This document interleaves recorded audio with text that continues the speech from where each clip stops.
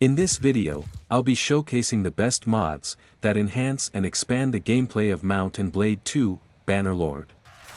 Whether you're looking for new features, improved mechanics, or just a fresh experience, these mods will take your game to the next level.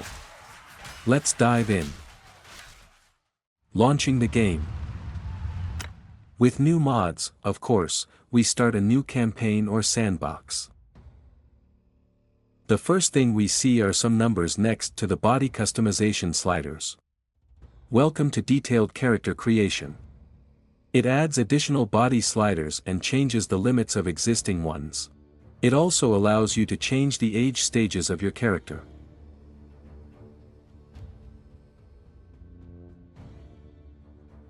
We've created our hero and now move on to creating the banner. Here, there's another unfamiliar menu. But what shocks us is not the menu, but the selection of crests.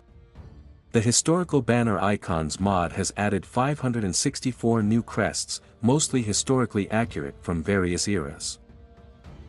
After spending half an hour choosing a crest, we start figuring out the menu brought to us by the Banner Editor mod.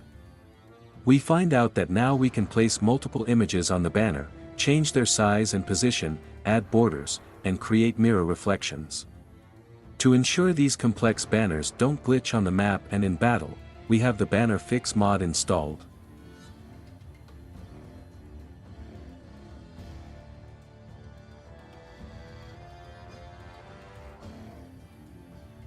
After having fun creating the banner, we finally get into the game. Here we discover that the familiar bandits are no longer the same.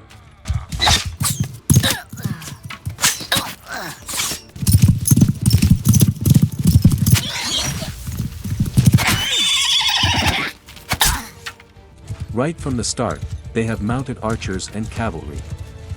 Well, folks, for those who complained that there were too few of them, that they were weak and uninteresting, dangerous bandit parties gathers them into hundreds in the later stages of the game and significantly boosts them. So now, even the same pirates can pose a real threat to any troop. Hello, traveller. Hope you brought your purse.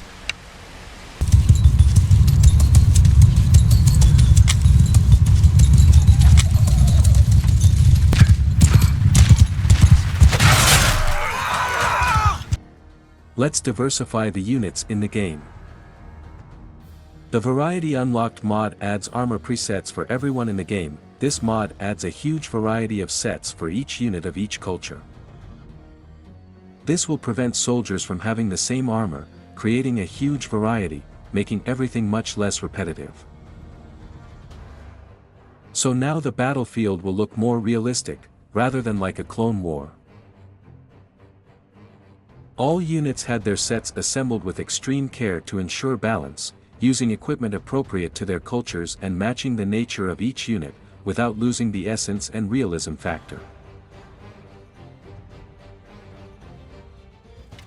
Alright, we've sorted out the appearance of the troops, let's smoothly transition to the combat system. Let's start with just decorative mods that make battles more vibrant. Perfect Fire Arrows makes all arrows flaming at night, and Raise Your Torch gives every unit a torch. Let me remind you that these are just cosmetic mods, they don't add damage or cause fires, they're just for aesthetics. And in my opinion, it looks fantastic. Now, here's a mod that will appeal to everyone without exception. It's called Horses. This mod allows you to name and level up your horses.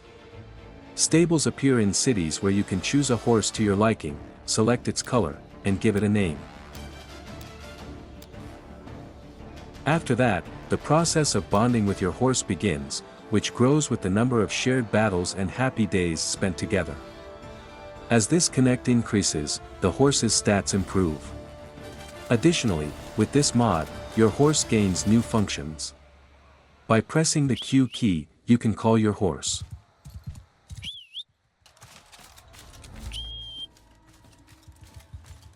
While mounted, pressing Q allows you to kick those trying to attack from behind. The mod author also claims that you can replenish arrows using your horse, but I haven't figured out how to do that yet.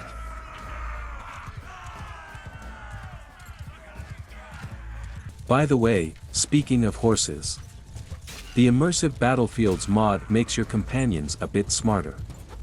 Now, if you put a companion in charge of your troop, they will dismount instead of charging ahead on horseback. Additionally, companion commanders now shout out your commands to their troops, making them seem more alive and realistic. Infantry! Forward! Form a wall! Shields forward! Infantry! Warriors! Forward! Move out! Fire! Infantry! Footmen! Forward! Get moving! Shields up! Wall now! Regarding realism, everyone is annoyed by those icons above troops that obstruct the view. But if you turn them off, it's often unclear where to strike. The solution has been found, folks. Friendly Troop Banner Hotkeys allows you to toggle these icons on and off with the right Alt key. In the off mode, pressing the left Alt key, as usual, to view enemy positions, it will temporarily display these icons. And the main global mod that completely transforms the combat system into a more realistic one is the Realistic Battle mod, or RBM. First and foremost, it enhances the weapon skill system, which in the vanilla version just grants perks as your overall skill level increases. With RBM, as your skill develops, you start hitting faster and harder, shooting quicker and more accurately.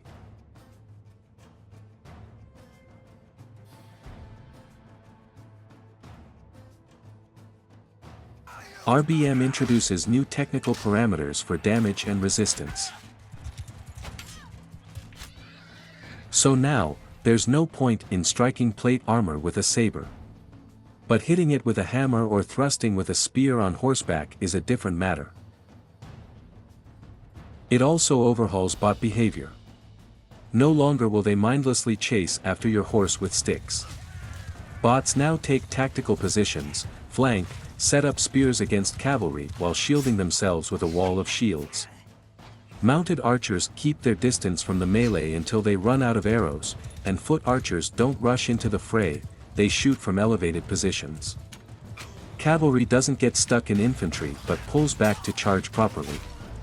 Additionally, RBM adds about 1,000 new items, armor and weapons. The mod RBM is greatly complemented by the best combat mod. With this mod, during a cavalry charge, a portion of the cavalry might shatter upon impact with the enemy's blows. We can dismount a riders to attempt to take their horse. The more injured a rider is, the higher the likelihood he will fall from his horse when struck. It adds to the chaos of a battlefield where the wounded footmen falls to the ground and are finished off by enemies who are still able to fight. And for the complete picture, we have a mod that adds Dismemberment. The Dismemberment mod allows you to customize the dismemberment of limbs and heads.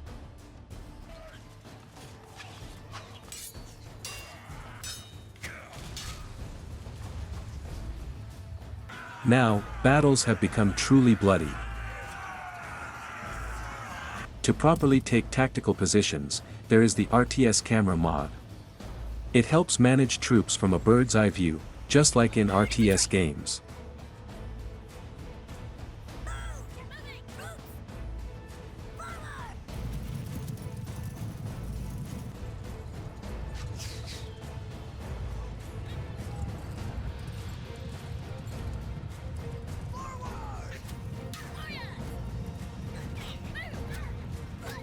We can follow the battle after our character's death or control another hero.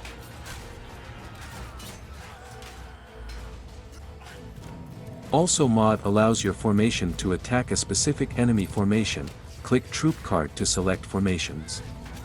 Overall, this mod significantly improves and enhances battle management. You can learn its functions by pressing the L key during a fight.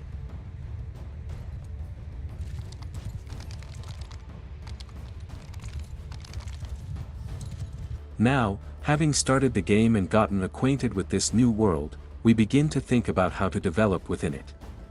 This can be done in 3 ways. The first is simply getting rich. The agriculture estate mod system of land ownership and rental in villages, along with the use of slave labor, will help with this. Just go to any settlement, click Land Management, and buy well-maintained plots. They are more profitable.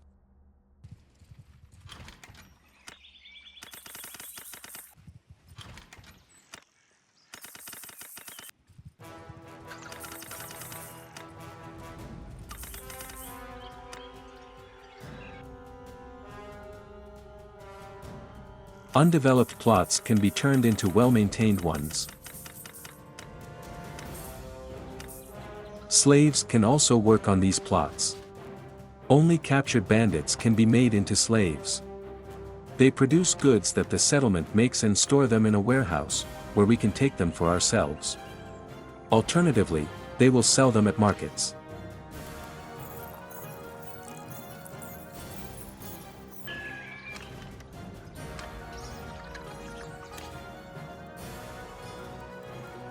Slaves have a chance of escaping, so it's essential to improve security. You can also get rich through smithing. Many people do this. For them, there is the Better Smithing Continued mod. It adds the ability to process smithy materials in bulk, like in modern grind games. Additionally, it allows you to regulate smithing stamina restoration. The next path is crime. Crime comes with the extremely comprehensive and detailed Fourberie mod. Fourberie offers a full-fledged career as an illegal fighter, which is more exciting than tournaments, and various quests from crime lords, improving your relations with them through these quests.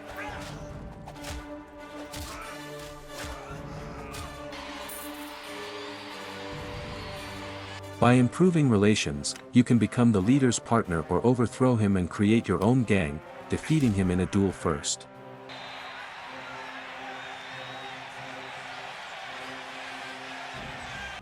With several bases in cities, you can expand your criminal network and appoint overseers.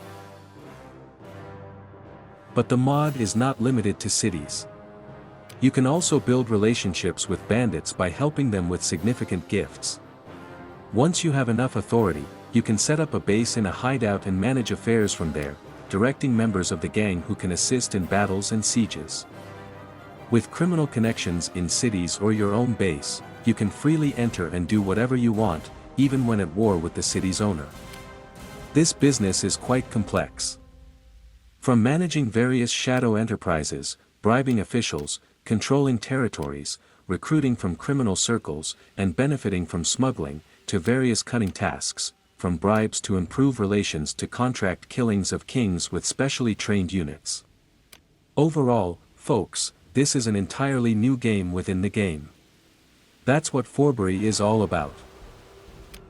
And now, let's finally move to the global map. Hello, traveler. Hope you brought your purse. First of all, after getting tired of manual combat, we noticed that auto battles are now calculated differently. This is thanks to the Auto-Resolve Rebalanced mod, which makes auto battles take into account the HP of each individual soldier, rather than summing it up as in the vanilla version. It also calculates the armor parameters of each soldier, considers that arrows easily take down those without shields, that spearmen are particularly effective against cavalry, and so on. It does everything as it should, not just anyhow like in the original.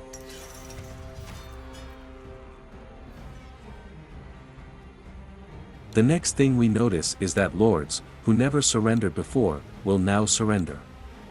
This is due to the Surrender Tweaks mod, which makes them think a bit more. Additionally, this mod introduces siege starvation. We lay siege and wait for the city to start starving. After that, the defenders will surrender it without a fight. We also notice that recruits from the invaders' nation appear in captured fiefs.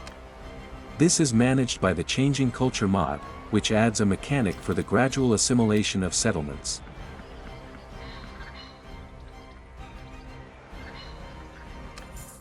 After a while, we notice that there is less spam in the message window.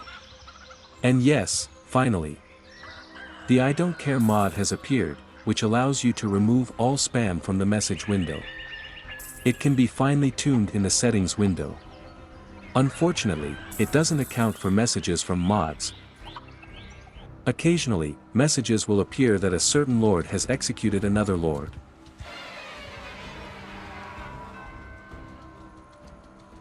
This is because the Perfect Executioner mod allows them to execute each other, depending on their character traits.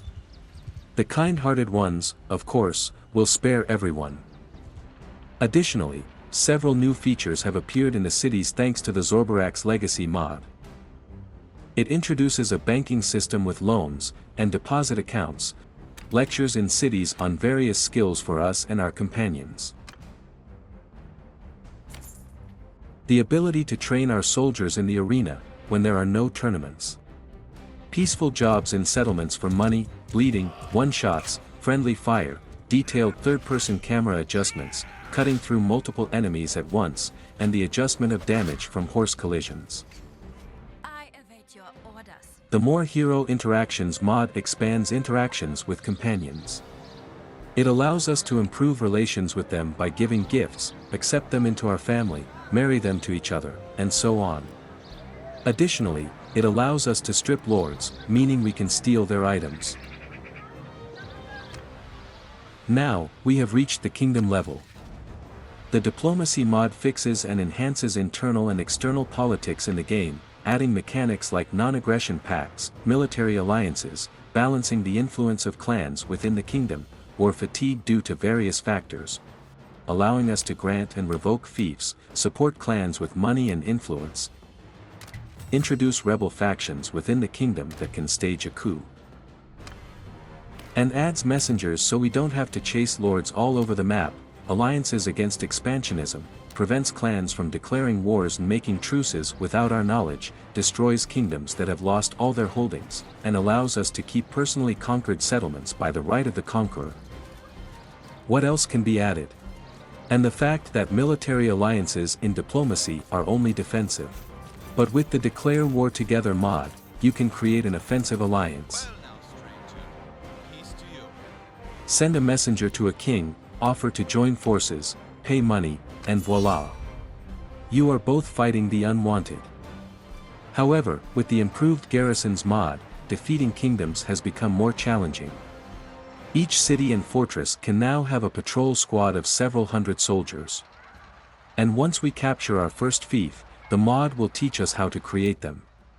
In general, it allows us to set up automatic recruitment of soldiers within the fief and even recruit loyal prisoners from the local prison. Automatically train and upgrade soldiers within the garrison, create patrol squads and escort squads for any units on the map, from peasants to caravans with lords. Additionally, it allows remote control of construction in settlements. Patrol squads mainly hunt bandits and avoid unfavorable battles. All the loot they collect is returned to the city and sold, and the money from it goes directly to us. But keep in mind that garrisons, along with patrol squads, also cost money to maintain. And now, as we have settled in, expanded our clans, and begun to enlarge our holdings, we notice that after capturing a town or castle, instead of the usual choices, a menu from the Keep Own Fief mod appears. It allows us to personally decide which clan gets which fief, based on national criteria and the number of towns and castles already owned. It's monarchy, basically. Forget your cheap imitation of medieval democracy, Tales. Moving on to the final section of mods. Let's start with a batch of true mods that open through their own settings menu. True Noble Opinion makes the opinion of princes about us within the same clan different, unlike in vanilla, where if you get along with the leader, everyone else automatically becomes your brother. No, now you will have to build relationships with each one. It's all fair. True Relations changes the relationship with characters both positively and negatively, depending on battles involving us. It doesn't matter if it's a tournament or a battle. Defeat a bandit squad near a village, get respect from the local nobility and the fief owner. Help a lord in a battle against another lord, get a dislike from one side and a like from the other. True battle loot makes the loot after battles of varying quality. Now there is a chance to pick up decent, undamaged armor and a good, unbent sword. True town gold increases the amount of money in shops according to a defined formula. True limits allows changing the number of companions, workshops, battle squads, etc. Regarding companions, recruit everyone allows us to hire anyone in the game world. Except for lords, of course. Find the desired target, make an offer, and voila! A ready warrior.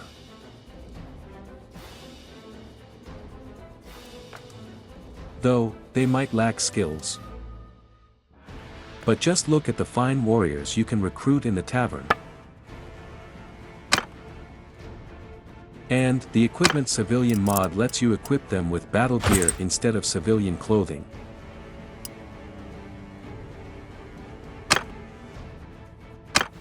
And the final mod, which changes the flow of time, is Better Time.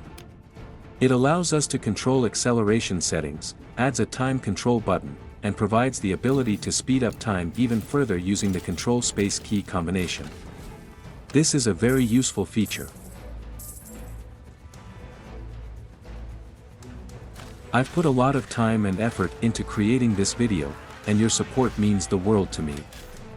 You can download the complete collection via the link in the description for a symbolic price. All the mods are carefully selected and compatible with each other. I've experienced only a couple of crashes over several in-game years. But keep in mind, this mod pack hasn't been tested on computers with different specifications. Or, if you enjoyed the video, please give it a thumbs up and don't forget to subscribe to my channel for even more great content. Your likes and subscriptions help me keep going and bring you even more awesome videos. Thanks for watching.